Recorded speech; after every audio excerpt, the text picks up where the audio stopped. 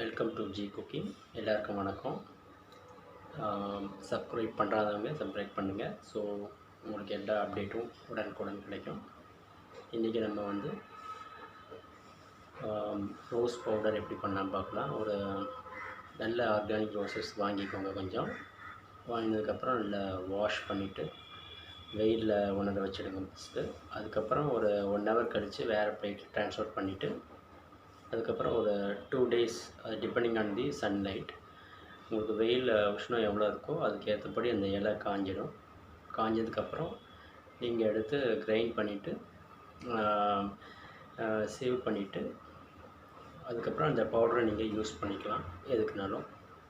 இது நீங்கள் வெளியில் வாங்கினீங்கன்னா ரொம்ப விலை ஜாஸ்தி. அதனால் நீங்கள் சிம்பிளாக வீட்டில் பண்ணி பார்க்கலாம். வீடியோ பிடிச்சிருந்ததுன்னா லைக் பண்ணுங்கள், ஷேர் பண்ணுங்கள். தேங்க்யூ. வணக்கம். ரோஸ் வாங்கிக்கோங்க. அதை நல்லா அலம்பிட்டு ஒரு பிளேட்டில் வெயிலில் வச்சுடுங்க. அதை வச்சதுக்கப்புறம் ஒரு 1 ஹவர் கழித்து வேறு பிளேட்டில் ட்ரான்ஸ்ஃபர் பண்ணிக்கலாம். அடுத்த நாள் ஒரு பிளேட்டில் இது பண்ணி ஊற்றிட்டு போட்டுடுங்க.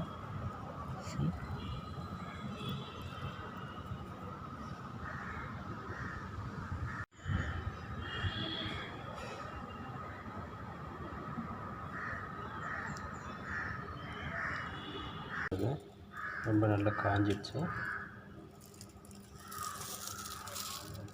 இது நம்ம கிரைண்ட் பண்ணிவிட்டு பவுடரை சலிச்சுட்டு அதுக்கப்புறம் நீங்கள் அதை யூஸ் பண்ணிக்கலாம். வெளியில் இந்த பவுடர் வாங்கினா ரொம்ப விலை ஜாஸ்தி. ஸோ வீட்டிலே ட்ரை பண்ணி பாருங்கள். வெயில் இல்லாத இடத்துல நீங்கள் கிச்சன்லேயே நீங்கள் வந்து காய வச்சுக்கலாம்.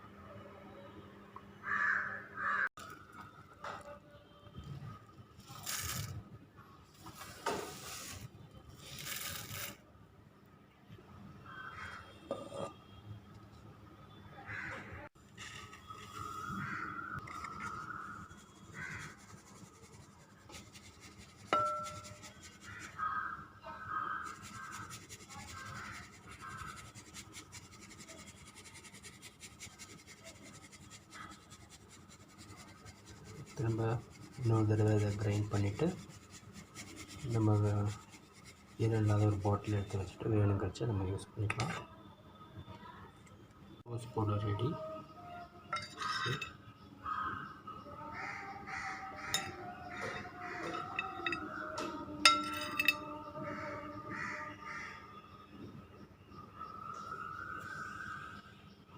Thanks for watching. Please support, share and subscribe.